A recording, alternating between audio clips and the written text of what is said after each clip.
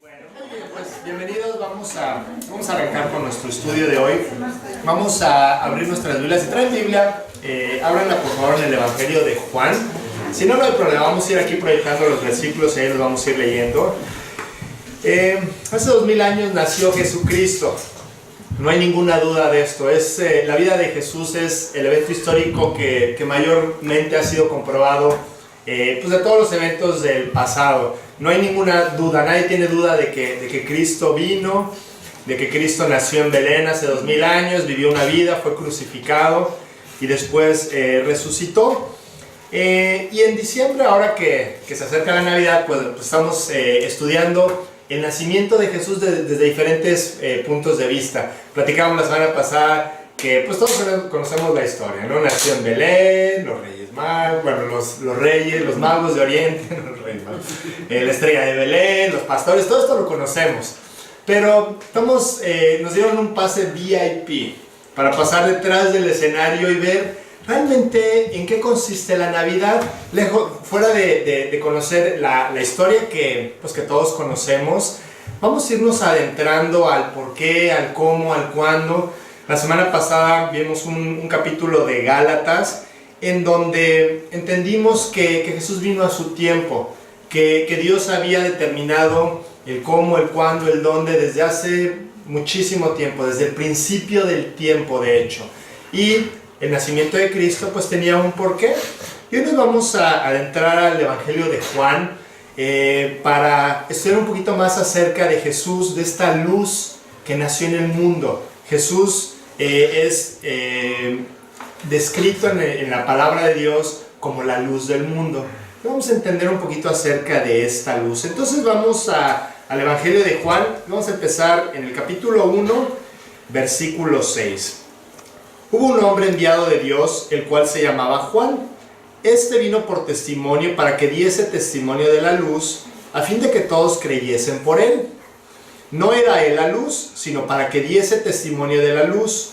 Aquella luz verdadera que alumbra a todo hombre venía a este mundo.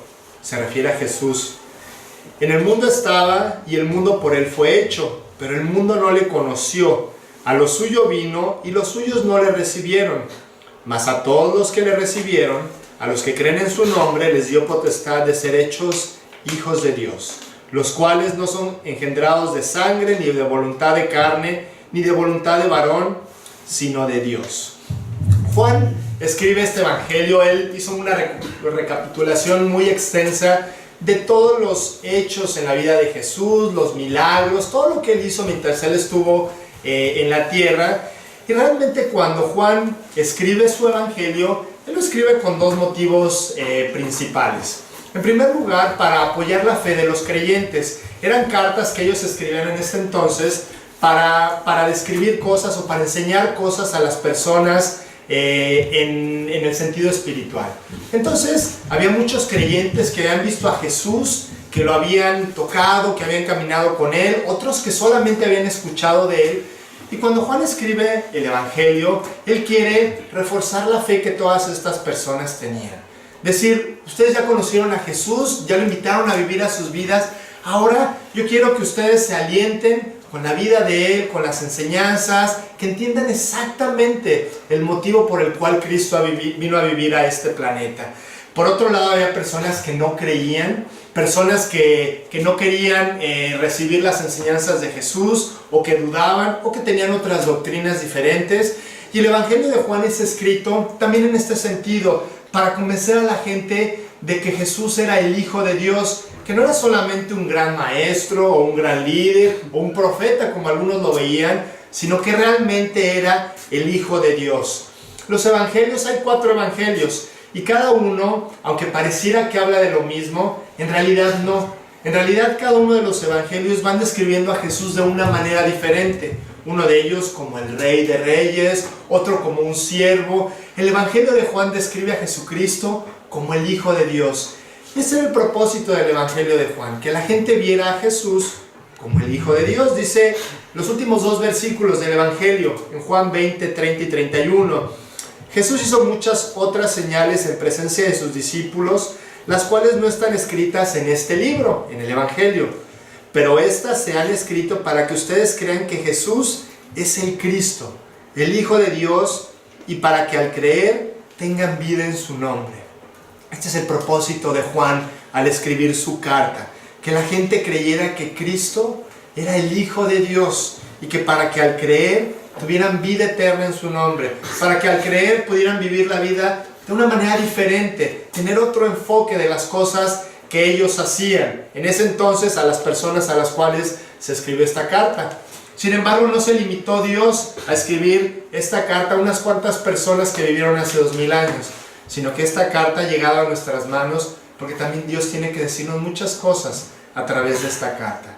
Quiere decirnos que Jesús era el Hijo de Dios y que para que si nosotros creemos en Él, tengamos vida en su nombre, ¿no? Entonces, Juan de esta manera escribió la carta. Él decía, esto no solamente es una biografía, no quiero enseñarles algo acerca de teología, para que sepan más o menos cómo funcionan las cosas en el aspecto espiritual.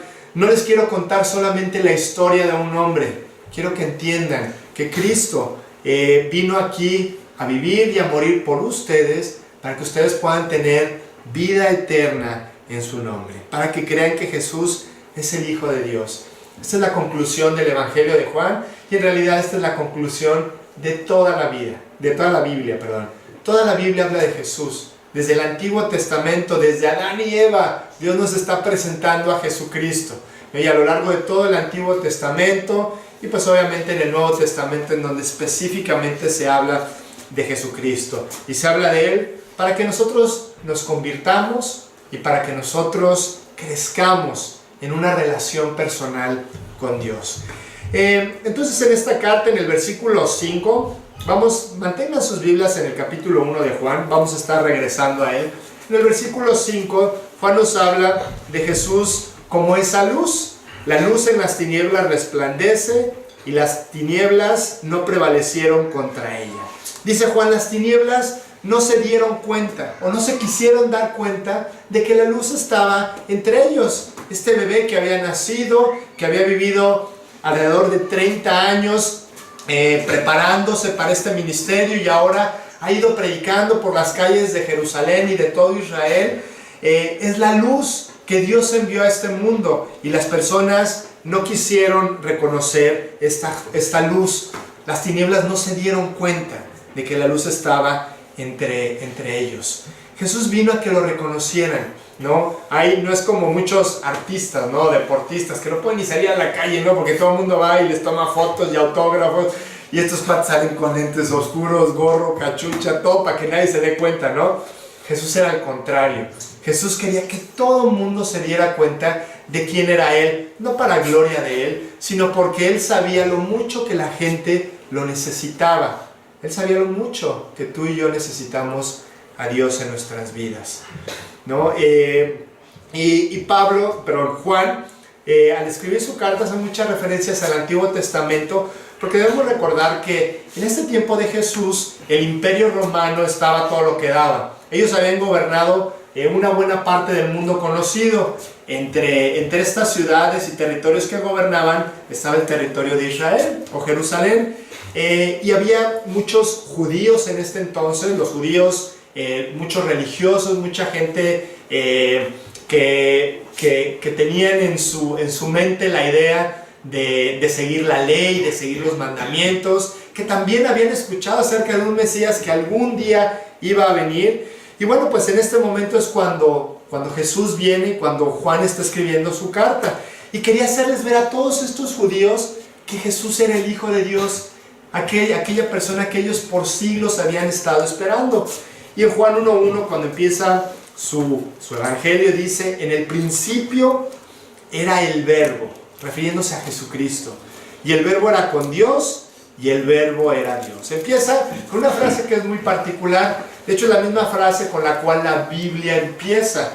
Cuando tú empiezas a leer el libro de Génesis 1:1, dice: en el principio creó Dios los cielos y la tierra, y empieza a hablar de toda la creación. Juan empieza su evangelio de la misma forma, para hacerles ver a las personas que ese Dios del principio que creó todas las cosas Es el mismo Dios hecho hombre que ellos están viendo predicar por las calles de Israel. Ellos tenían que relacionar a Jesucristo con Dios.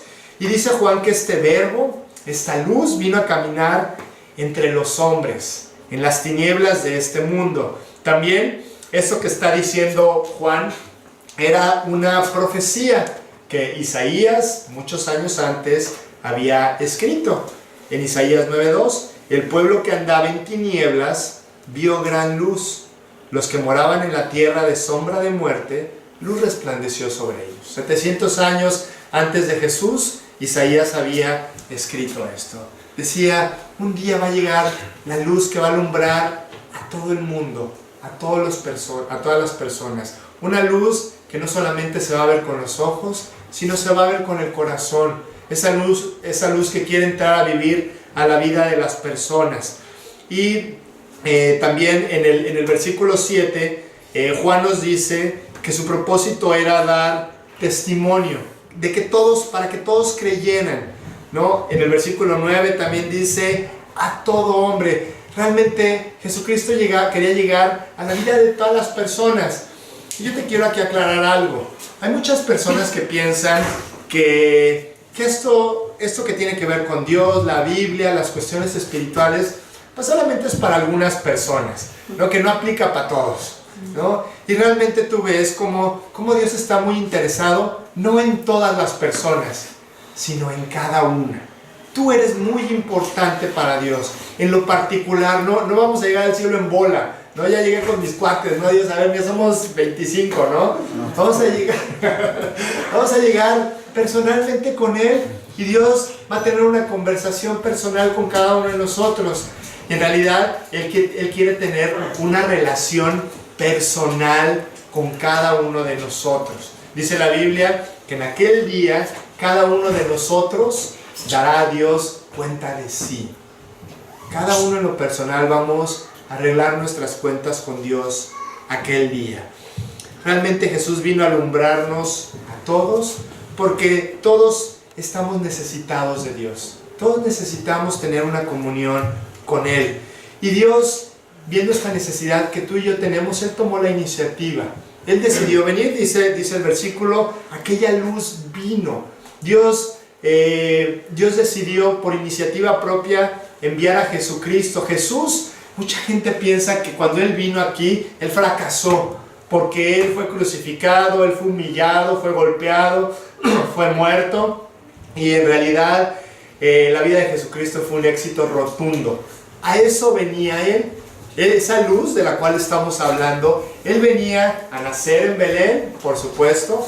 Él venía a vivir una vida perfecta, y al final de cuentas, Él venía a pagar la deuda que cada uno de nosotros tenemos en esta vida. Aquella luz vino, Dios tomando la iniciativa para poder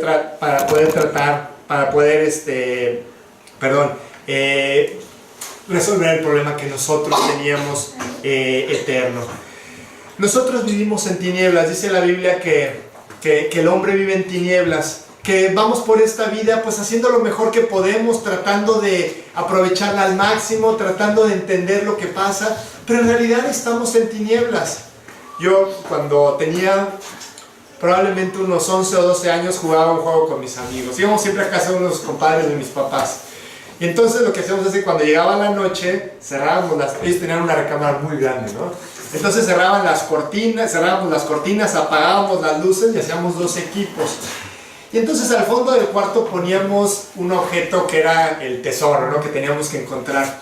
Entonces apagábamos la luz y la idea era que tú tenías que ir por el cuarto lo más rápido que pudieras, sin ver nada, tratando de agarrar ese objeto valioso, ¿no? Pero el otro equipo se encargaba de poner obstáculos.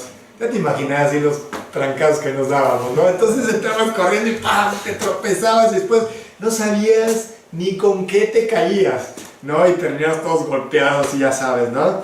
Dice la Biblia que nuestra vida es así. Dice la Biblia que no sabemos con qué tropezamos. Tú ves el día de hoy a muchas personas que después de, a lo mejor ya tienen hijos grandes, y se preguntan, ¿qué fue lo que pasó? ¿Por qué mis hijos terminaron así? ¿O por qué yo terminé así?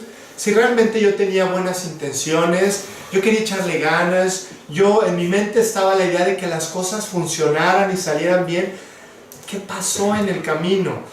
Dice la Biblia que nosotros, aun cuando tengamos las mejores intenciones, no tenemos esa luz que alumbra nuestro camino, no sabemos por dónde vamos.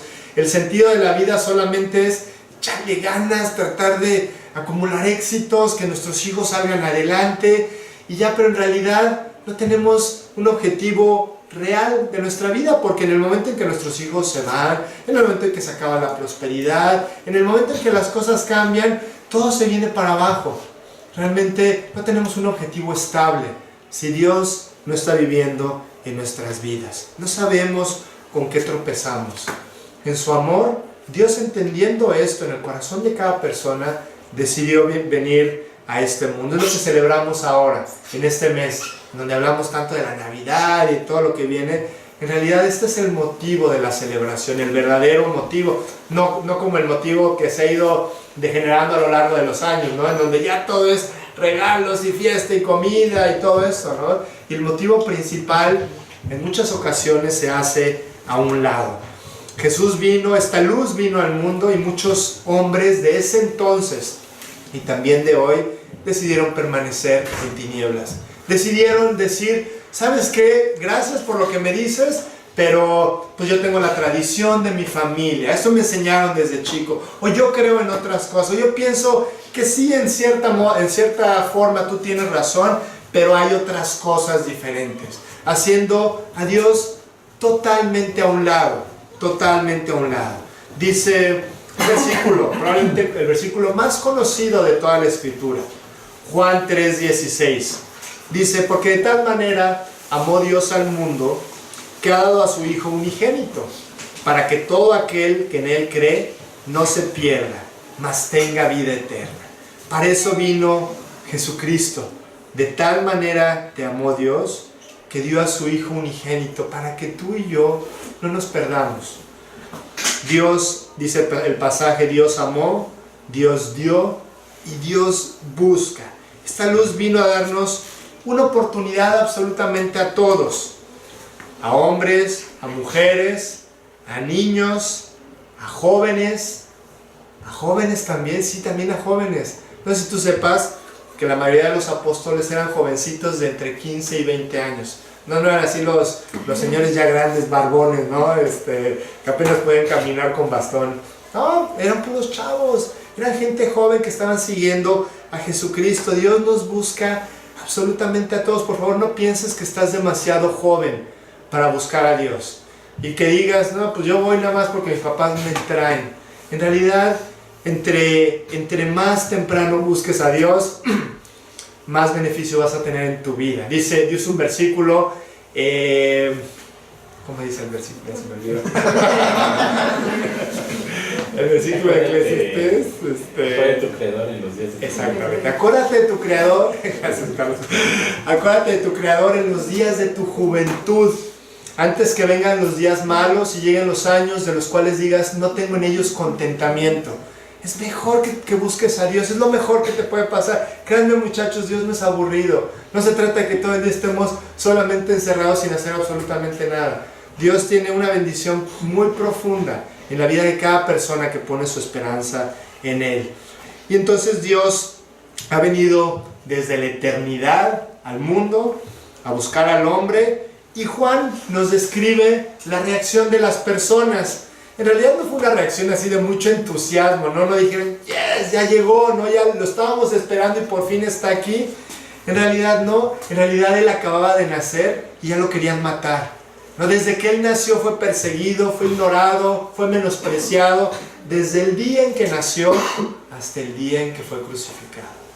Toda la vida de Jesucristo fue una vida de persecución. Esa fue la respuesta de la gente.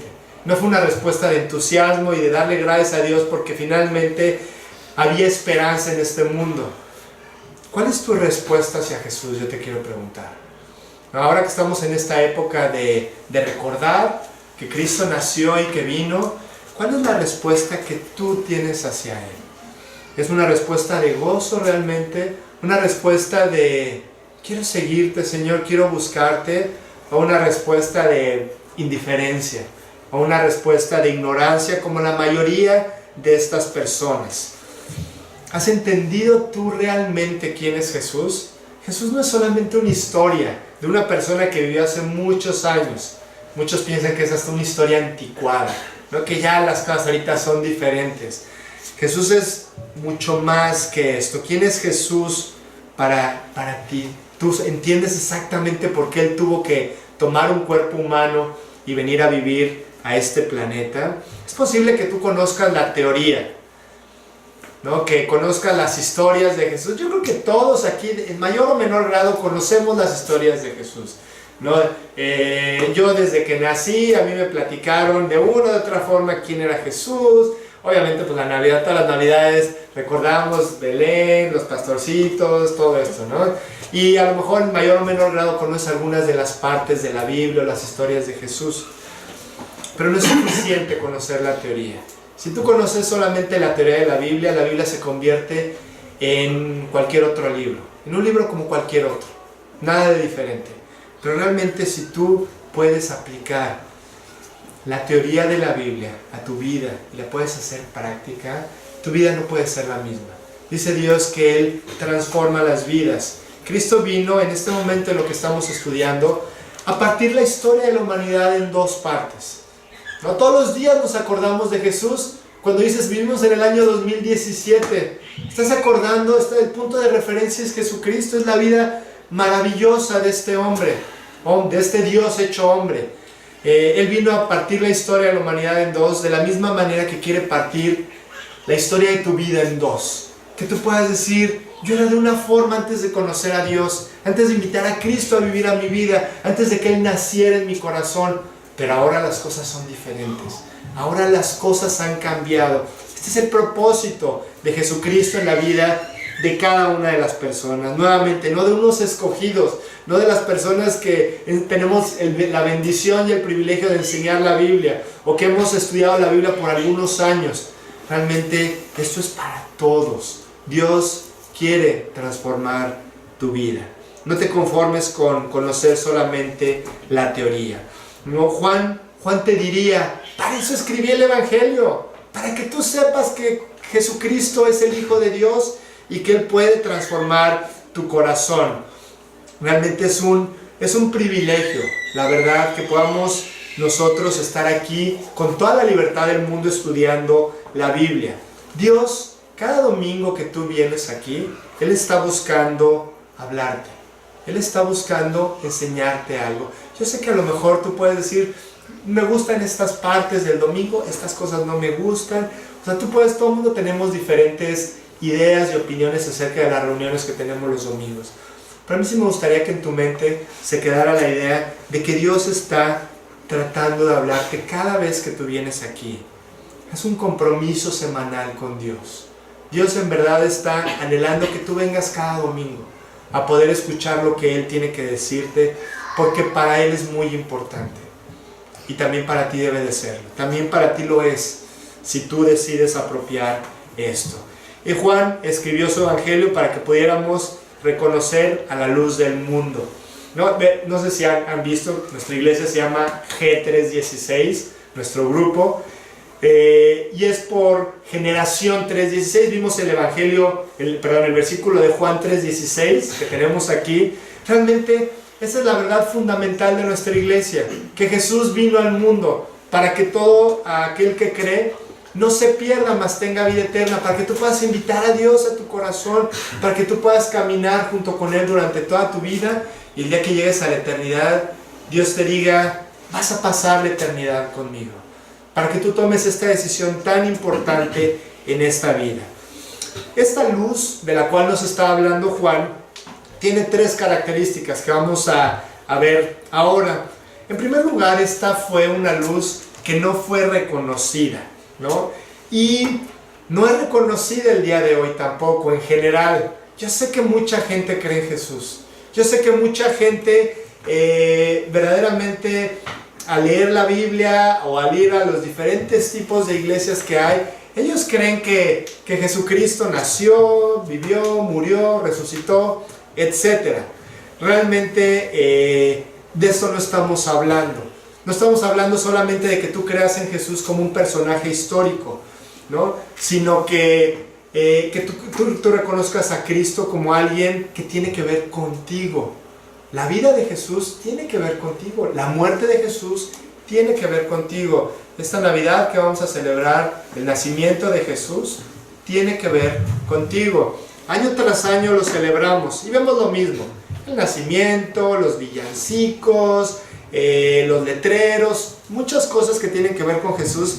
Pero es increíble que 2000 años después la gente sigue sin entender lo que debe entender de la Navidad, ¿no? Sigue sin reconocer a esta luz que vino a vivir a este mundo. Dice Juan 1:10, en el mundo estaba y el mundo por él fue hecho, pero el mundo no le conoció. El mundo no conoció esta luz. Jesús se movió por las calles, sanó gente, resucitó muertos, ayudó a muchos, alentó a otros, caminó sobre el mar o sobre el agua, hizo tantos milagros y la gente no lo reconoció, o más bien diría yo, no lo quisieron reconocer, porque era evidente que Jesucristo no era una persona como cualquier otra. No, realmente todos lo podemos reconocer. Dice la Biblia que Dios todo lo que hizo, lo hizo para que reconociéramos a Dios, para que reconociéramos a Jesucristo.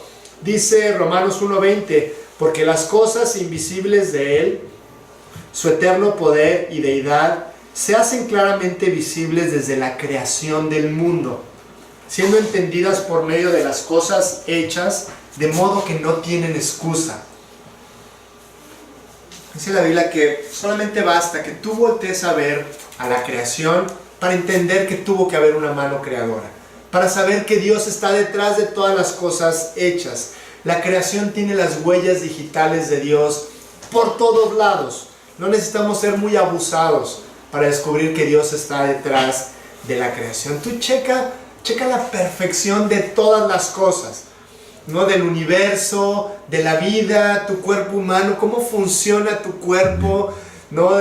Nuestra moral que tenemos, o sea, tantas cosas que son perfectas, o sea, la capacidad de moralidad, a eso me refiero, ¿no? Y si tú analizas absolutamente todas las cosas que fueron creadas por Dios, tú te vas a dar cuenta de que Dios está detrás de todo. No lo podemos negar, ¿no? Solamente voltea al cielo en una noche clara, ¿no? Voltea a ver el sol, la luna, voltea a ver los insectos, voltea a ver todos los descubrimientos que el hombre va haciendo. Es impresionante lo que Dios hizo. Sus huellas digitales están detrás de todas las cosas. Toda la creación habla de Dios. Dice un salmo, los cielos cuentan la gloria de Dios y el firmamento anuncia la obra de sus manos. Dios lo que hizo, lo hizo para que tú lo puedas ver a Él detrás de todas las cosas. Y Pablo, un poquito más adelante en el libro de Romanos también, nos explica cómo ignoró el pueblo a Jesús. Leímos Romanos 1:20, ahora versículo 21 a 23. Pues habiendo conocido a Dios, no le glorificaron como a Dios, ni le dieron gracias, sino que se envanecieron en sus razonamientos, en el yo creo, en el yo pienso, en el a mí me enseñaron, y su necio corazón fue entenebrecido. Profesando ser sabios, se hicieron necios, y cambiaron la gloria de Dios incorruptible en semejanza de imagen de hombre corruptible, de aves, de cuadrúpedos y de reptiles. Esto es muy actual, ¿no? La gente dice, aunque Dios existe, yo no le quiero soltar el control de mi vida. No, consciente o inconscientemente, en muchas ocasiones lo hacemos. Yo lo hacía durante muchos años en mi juventud. Yo decía, yo tengo a mi propio Dios, les decía la semana pasada. Yo creo que Dios es mi Dios y cada quien tiene su propio Dios. Y a mí Dios me deja hacer lo que yo quiero. Y la verdad es que era muy cómodo para mí creer, entre comillas, que yo tenía un contacto con Dios, pero al mismo tiempo sin ningún compromiso y sin ningún respeto hacia la figura de Dios. Yo hacía lo que a mí me convenía, era muy cómodo para mí. Realmente al ver todas las cosas que fueron creadas, al entender estos pasajes, tú y yo deberíamos decir, Señor, si tú me creaste, aquí estoy. yo te quiero entregar mi vida, yo quiero que tú me guíes por este mundo. La gente pasaba en ese entonces y pasa el día de hoy también junto a la luz del mundo y le ignoraban totalmente. No, había un joven que le dijo, Señor, ¿qué tengo que hacer para seguirte? Y Jesús le dice, ok, sigue todos los mandamientos. Imposibles de seguir los mandamientos. Te tengo que aclarar, los 10 mandamientos no fueron escritos para que nosotros nos justificáramos. Era para que nos diéramos cuenta de que necesitamos ayuda. No, las leyes fueron hechas para que si las quebrantas seas juzgado. No, tú no le puedes decir cuando llegues delante del juez, ¿no? Una persona que cometió un asesinato y llega y el juez le dice, oye, te voy a condenar por haber asesinado. Tú no le vas a poder decir, oye, pero espérate, no me he pasado ningún alto, yo he pagado mis impuestos, o sea, yo soy en general una buena persona, sí, tengo ahí mis detallitos, ¿no? Somos regularmente más buenos que malos y pensamos que Dios va a poner así nuestras obras. No, dice la Biblia que si obedeces toda la ley, pero ofendes en un punto, te haces culpable de todos. Realmente la ley no fue hecha para que nosotros nos justificáramos, sino para que viéramos que necesitábamos que esa luz alumbrara nuestros corazones y pudiera justificarnos el día que lleguemos delante de Dios. Y lo ignoraron, vino a lo suyo, dice, y los suyos no lo reconocieron. No solamente no fue reconocido, nuestro segundo punto es que tampoco fue bienvenido. ¿No? Juan 1:11 dice, a lo suyo vino y los suyos no le recibieron. A Jesucristo no lo recibieron como tendrían que haberlo recibido. ¿Quiénes no lo recibieron? Dice la Biblia que los suyos. En primer lugar, sus hermanos y sus hermanas. Jesús, después de que nace Jesús, dice la Biblia que él tiene hermanos y hermanas. Y dice que nadie lo recibió. Tampoco sus hermanos judíos, sus hermanos, sus compatriotas israelitas, tampoco lo recibieron. Y a lo largo de la historia, la gran mayoría de la gente no ha querido recibir a Jesús. Por eso Dios habla acerca del camino ancho por el que muchos van, que lleva a la perdición, y el camino angosto y la puerta estrecha, que solamente unos cuantos toman la decisión de ir por ese camino. Ese camino lleva a la vida, ¿no? Todas las personas que están en este camino ancho, ¿no? Y la puerta ancha, esas personas a lo largo de la historia son las personas que no le dan la bienvenida a este bebé que estaba naciendo, que van a ser, que vamos a celebrar su nacimiento en unos cuantos días. Y aún con todo y que Jesús cumplió con todos los requisitos, él llegó y les enseñó las credenciales y les decía, oigan, toda la vida han escrito de mí, no hay esta profecía que iban a ser en Belén, que iban a ser de una virgen, que iban a ser de tal forma, con todas las condiciones que tanto se había profetizado a Jesús. Jesús cumplió alrededor de 300 profecías al venir a vivir a este planeta. Él llegó con sus credenciales y les dijo, oigan, yo soy, ubiquen, ustedes me han estado esperando por toda la vida. Y ellos le dijeron, no. La gente dijo, no te damos la bienvenida, no creemos o no queremos creer que tú seas aquella persona que iba a venir a rescatarnos. Es que el problema, Jesús, es que no estamos buscando a alguien que quiera gobernar nuestros corazones. Estamos buscando a alguien que quiera gobernar nuestro territorio. Alguien que les diga a los romanos, sáquense de aquí. No un rey que realmente sea capaz de volver a traer a nuestro pueblo como era antes. Pero si estás hablando de compromiso, Jesús, la verdad es que no nos interesa. No queremos hacer un compromiso con Dios. No queremos comprometer nuestra vida ni entregarle nuestra vida a nadie. Queremos que solamente tú nos quites del yugo de los romanos. Lo habían esperado por siglos. Por siglos. Y dice, no lo recibieron. Y no recibieron al Hijo de Dios. Y Jesús, durante su estancia aquí, les habla de una parábola precisamente que se refiere a esta condición del pueblo judío en torno a Jesucristo, o de todas aquellas personas que a lo largo de la historia deciden ignorar totalmente a Jesús. Está en el Evangelio de Lucas, capítulo 20, a partir del versículo 9. Dice: comenzó luego a decir al pueblo esta parábola. Un hombre plantó una viña, la arrendó a labradores y se ausentó por mucho tiempo. Y a su tiempo envió un siervo a los labradores para que le diesen del fruto de la viña. Pero los labradores le golpearon y le enviaron con las manos vacías. Volvió a enviar otro siervo, mas ellos a este también golpeado y afrentado le enviaron con las manos vacías. Volvió a enviar un tercer siervo, mas ellos también a este echaron fuera herido. Entonces el señor de la viña dijo: ¿qué haré? Enviaré a mi hijo amado, quizá cuando le vean a él le tendrán respeto.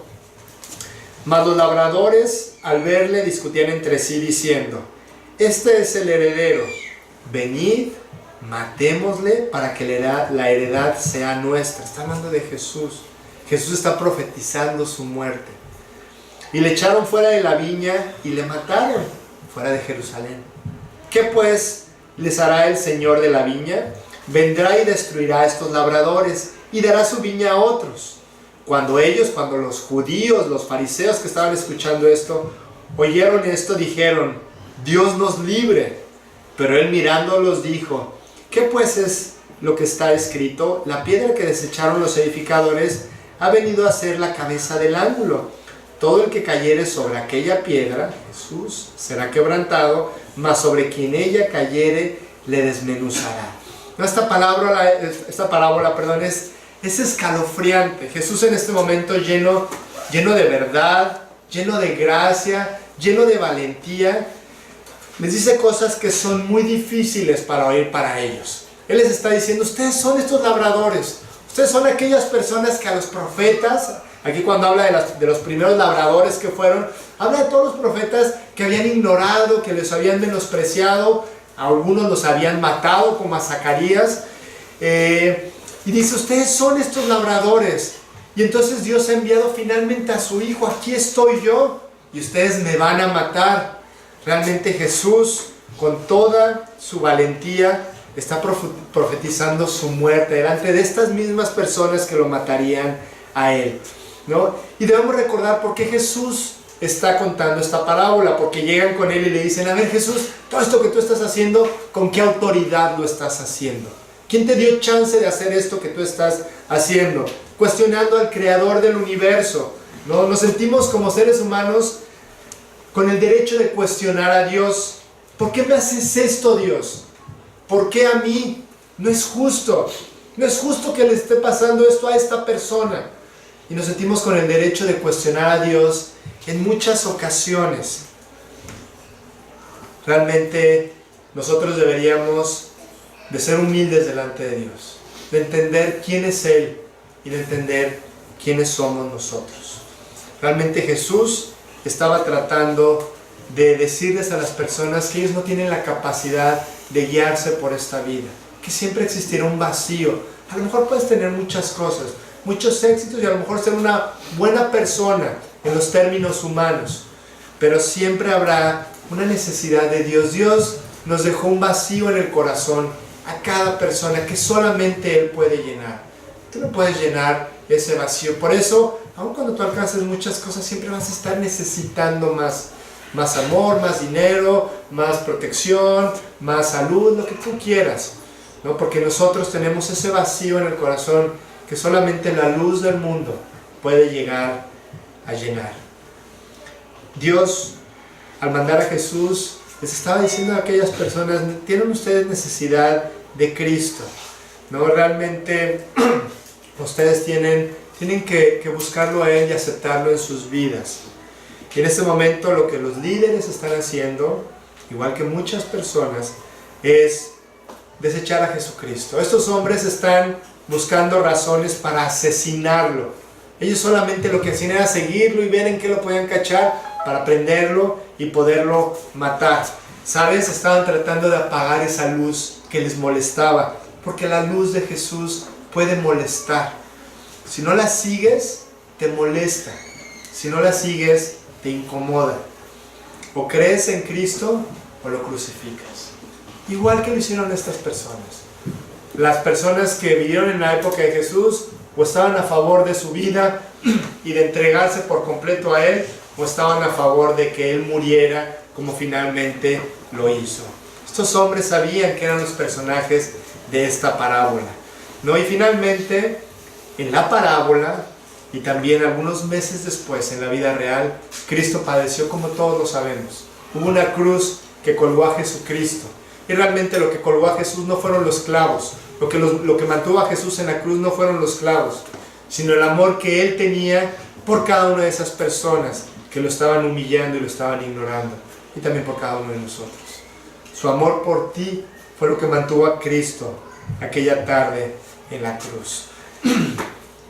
Dios quiere que nosotros entendamos que tenemos la misma naturaleza que estos hombres, que no queremos soltar el control. Por naturaleza tú quieres seguir el control de tu vida, hacer lo que tú quieras, lo que mejor crees que te conviene, pero realmente Dios quiere que nosotros le entreguemos las llaves y que maneje Él nuestras vidas. ¿Cuántos creyentes, hablando de personas que realmente han decidido confiar en el Señor, no viven el día de hoy tratando de guiar sus vidas, de acuerdo con algunas cosas, no de acuerdo en general con los principios de la Biblia, pero a la hora de tomar las decisiones ignorando los principios de Dios? La Biblia te enseña cómo vivir, la Biblia habla de todo. Si tú le has dado una ojeada a la Biblia habla del matrimonio, de la guía de tus hijos, de los amigos, del trabajo, de todas las cosas que nosotros necesitamos saber para enfrentar esta vida. Pero en muchas ocasiones no le queremos dar el control a Dios. Sí te creo, Señor, y sí quiero que me ayudes, por supuesto. O sea, quiero que me vaya bien en todas las cosas, y en este examen que va a tener, ayúdame. Y en esta junta con el jefe, por favor, mi evaluación de cada año, ayúdame, ¿no? Pero a la hora de nosotros decidir a favor de Él, de confiar en nuestras decisiones a Dios, decimos, no, aquí a lo mejor voy solito, gracias, ¿no? Realmente necesitamos ser guiados por Él, ¿no? Más adelante también Juan, en el capítulo 3 dice: y esta es la condenación, que la luz vino al mundo y los hombres amaron más las tinieblas que la luz, porque sus obras eran malas, ¿no? Dios le insistió a Israel una y otra vez: es tiempo de buscarme, es tiempo de voltear a ver hacia arriba, deja de ver al mundo, deja de ver todas las cosas como se ven a ras de cancha, ¿no? Como si fuera un partido de fútbol, así a ras de piso, ¿no? Voltea a ver para arriba, voltea a ver las cosas que realmente son importantes. ¿Sabes? Entre más te tapes los oídos, el peligro es mayor. Si tú estás en este grupo en donde constantemente tú escuchas esto, pon tu vida en manos de Dios. Dios tiene un plan precioso para ti, Dios te puede ayudar, pero pon tu vida en sus manos. Y tú decides permanecer igual, el peligro aumenta. ¿Por qué? Porque la luz o hace crecer a las plantas o produce los desiertos. Tú decides qué pasa en tu vida. Si tu vida florece, si tu vida crece, o al ignorar a Dios, tu vida se convierte en un desierto y te endureces. Por eso constantemente la Escritura dice: hoy es el tiempo aceptable, hoy es el día de salvación, hoy es el día en que tú le entregues a Dios tu resto, que realmente pongas tu confianza en Él. Hoy tenemos tiempo para modificar, para cambiar nuestra actitud, para empezar de nuevo probablemente, ¿no? Para hacer a un lado todas estas cosas que tanto nos han dañado y empezar una nueva vida. La misericordia de Dios se manifiesta en la paciencia y en la tolerancia que Él nos tiene y en las oportunidades que Dios nos da constantemente, cada día. Dios es un Dios de nuevos comienzos y de nuevas oportunidades, ¿no? Y tenemos que entender que un día vamos a estar delante de Él, ¿no? ¿Y qué nos va a preguntar Dios aquel día? ¿Qué te va a decir Dios cuando tú estés delante de Él? Tú piensas, o mucha gente piensa, que te va a decir: a ver qué tan bien te portaste, o qué tan bien viviste tu vida, o qué tanto ayudaste a otros. Y en realidad no te va a preguntar eso. Él te va a decir: ¿qué tanto confiaste en mí? ¿Tú pusiste tu esperanza en mí? ¿O solamente decidiste creer en mí de una manera superficial? Dios quiere ir a fondo con cada uno de nosotros, ¿no? Realmente un día tenemos que entender que vamos a estar delante de Dios, ¿no? Eso no lo podemos evitar. Tú puedes evitar lo que tú quieras. Muchas cosas se pueden evitar en esta vida, pero nuestro encuentro con Dios, eso no se puede evitar. ¿Y sabes cuánto falta para tu encuentro con Dios? Yo sé cuánto falta para tu encuentro con Dios. ¿Cuánto falta? Un día menos que ayer, ¿no? Un día menos que ayer. No desperdicies el día de hoy. Hoy tienes una oportunidad de ir con Él y buscarlo y amarlo como Él te amó. Dice Isaías 55, 6 y 7. Buscad a Jehová mientras puede ser hallado. Llamadle en tanto que está cercano. Deje el impío su camino y el hombre inicuo sus pensamientos. Y vuélvase a Jehová, el cual tendrá de él misericordia, y al Dios nuestro, el cual será amplio en perdonar. Bueno, la luz no fue reconocida, la luz no fue bienvenida, y finalmente también entendemos en el pasaje de Juan que algunos sí lo recibieron. Dice el versículo 12, mas a todos los que le recibieron, a los que creen en su nombre, les dio potestad de ser hechos hijos de Dios. A estas personas que aceptaron a Cristo, que aceptaron el regalo de salvación, que aceptaron su pago en la cruz, les dio el derecho de ser llamados hijos de Dios. Porque la Biblia dice, yo sé que es común pensar que todos somos hijos de Dios. Bueno, aquí entendemos claramente que no todos somos hijos de Dios, todos somos creación de Dios, somos criaturas de Dios, pero para que tú te conviertas en un hijo de Dios, tú tienes que aceptarlo, tienes que aceptar la autoridad de Dios en tu vida. Él te invita, Él te ha estado invitando. A lo largo de la vida de cada uno de nosotros, Dios ha estado insistiendo a través de personas, o a través de circunstancias, o a través de muchas cosas que Dios manda, para que tú aceptes la autoridad de Él. Tú ya decides si aceptas o no. En lo personal, en lo particular, tú decides si aceptas esta invitación. No somos, dice la Biblia, somos huérfanos espirituales todos, hasta que nosotros somos adoptados por Él a través de una decisión, a través de ir un día con Él, orando y diciéndole, Señor, quiero que tú entres a vivir a mi corazón y entres a mi vida. No somos creyentes o cristianos porque nuestros papás lo son, tampoco porque formamos parte de este grupo, sino porque nosotros un día en la intimidad de nuestro corazón fuimos con Dios y le dijimos, Señor, yo reconozco que te necesito, yo reconozco que he pecado y necesito que tú entres a vivir a mi corazón y necesito que tú me perdones. Esto es lo único que Dios pide para que nosotros nos convirtamos en hijos de Dios. A todos los que lo recibieron. ¿Cuánta gente estamos viendo que no recibió a Jesús en ese tiempo? Ojalá que no seamos nosotros de aquellas personas que decidimos no recibirlo, que no aceptamos a Jesús, como en la boda, ¿no? A toda la ceremonia y tú aceptas a esta persona. Si a algún novio o alguna novia se le ocurre decir que no, pues ya valió cacahuate, ¿no? No hay boda, no hay matrimonio, no se pueden casar porque no está aceptando. Jesús está delante de nosotros constantemente, ¿no? Para que un día, no es una decisión que tomes todos los días, para que un día tú le digas, Señor, te acepto, ¿no? También aquí en el mismo Evangelio de Juan, Jesucristo había estado hablando con un hombre llamado Nicodemo, que era un religioso, y le dijo, ¿sabes qué? Ni siquiera la religiosidad nos va a justificar delante de Dios, Nicodemo. Entonces, ¿qué tengo que hacer, Jesús? Tú tienes que nacer de nuevo. De cierto te digo que el que no naciere de nuevo no puede ver el reino de Dios, Nicodemo, ¿no? Y entonces Nicodemo le dice, oye, si de esto depende mi salvación, o sea, entiendo lo que esto es, o sea, la eternidad, ¿cómo le hago, Jesús? Jesús le dijo, esto es un asunto espiritual, ¿no? Tú tienes que prender la luz en tu corazón, no en un proceso natural de que tú tengas que hacer cosas. Esto es un proceso sobrenatural en donde Dios te da la oportunidad de convertirte de las tinieblas a la luz. Cuando tú entiendes, Nicodemo, que Dios no quiere estar cerca de ti, Él quiere estar viviendo en tu corazón, Él quiere estar dentro de ti. Esto hace la gran diferencia en la vida de cualquier persona. Muchos están cerca de Dios, pero dice la Biblia, hablando de los dos caminos, que muy pocos tienen a Cristo viviendo dentro de ellos, ¿no? Cuando cuando tú reconoces esta luz, cuando tú le das la bienvenida, cuando invitas a Cristo a vivir a tu vida, todo cambia, todo es hecho nuevo. Las cosas viejas pasaron, dice el libro de Corintios, aquí todas son hechas nuevas. Y cuando pasa esto, Dios empieza un proceso de transformación y la gente, ¿sabes qué te va a decir?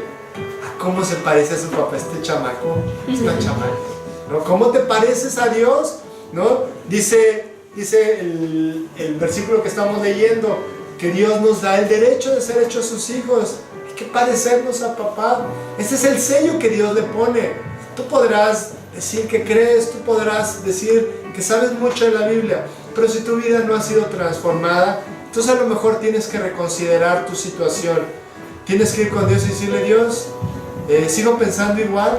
No que seas una persona perfecta, claro que no, pero piensas diferente, sientes diferente, estás empezando a actuar diferente en algunos aspectos.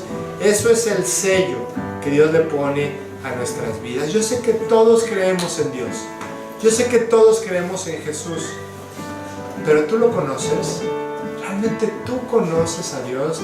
Esa es la gran pregunta. Una vida salvada es una vida transformada, ¿no? Y después de que Dios transforma tu vida, yo también te quiero comentar algo que es muy importante. Tengo que empezar a juntarme con sus hijos. Cuando yo me convierto en hijo de Dios, como dice el pasaje, entonces yo tengo que empezar a convivir con los hijos de Dios. No, muchas personas no se juntan con creyentes porque no les gusta comprometerse con Dios, porque esa luz así como que te incomoda un poquito, ¿no? Realmente es tan importante. La Biblia habla mucho del compañerismo entre los creyentes, entre las personas que comparten la fe, ¿no? Porque todos necesitamos, todos, sin excepción alguna, personas que nos alienten, que nos ayuden, que nos edifiquen, a veces que nos reprendan, que nos digan: oye, eso que estás haciendo no está bien, ¿no? O sea, necesitamos tanto este compañerismo. No dejen de unirse como hermanos en la fe. Eso es tan importante. Voy a terminar con una anécdota, hablando de este pasaje de Juan 1:12. Dice el biógrafo de Napoleón que él venía en una ocasión en su caballo con todo su ejército, y él se detuvo y tomó uno de sus apuntes para empezar a leer algunas cosas que necesitaba en ese momento. Entonces dejó las riendas, empezó a leer, y el caballo por alguna razón se empezó a alocar, ¿no? Y empezó a moverse. Napoleón no pudo tomar las riendas, estaba a punto de tirarlo. Entonces uno de los soldados de bajo rango, uno de los cabos con los que venía Napoleón, fue corriendo, tomó las riendas, controló al caballo y le entregó las riendas a Napoleón. Entonces Napoleón se voltea y le dice: gracias, capitán. Entonces el soldado dice: ya me hicieron capitán. Y le dice: ¿de qué compañía, señor? Y Napoleón le dice: de mi guardia personal.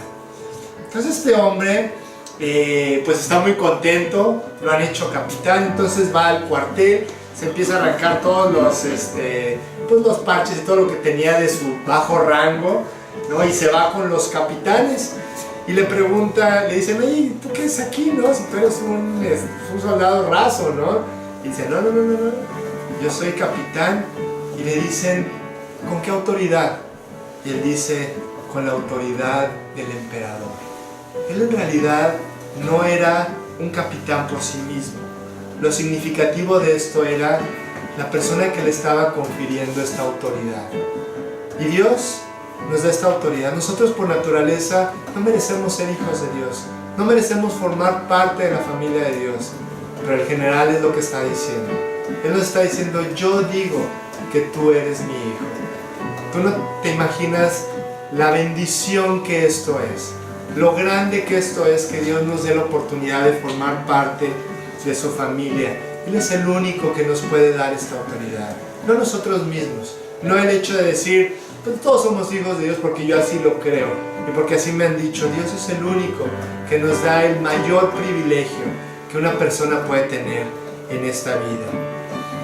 Yo quiero que te preguntes hoy si la autoridad de Dios está estampada en tu corazón. Si tú tienes la certeza total de que eres hijo de Dios, checa los frutos. Checa los frutos que hay en tu vida. Yo te quiero preguntar con todo mi corazón, y quiero que tú lo pienses dentro de ti. ¿Tú ya te salvaste? ¿Tú estás seguro que si vas al cielo el día de hoy, tú vas a ir a la presencia de Dios eternamente?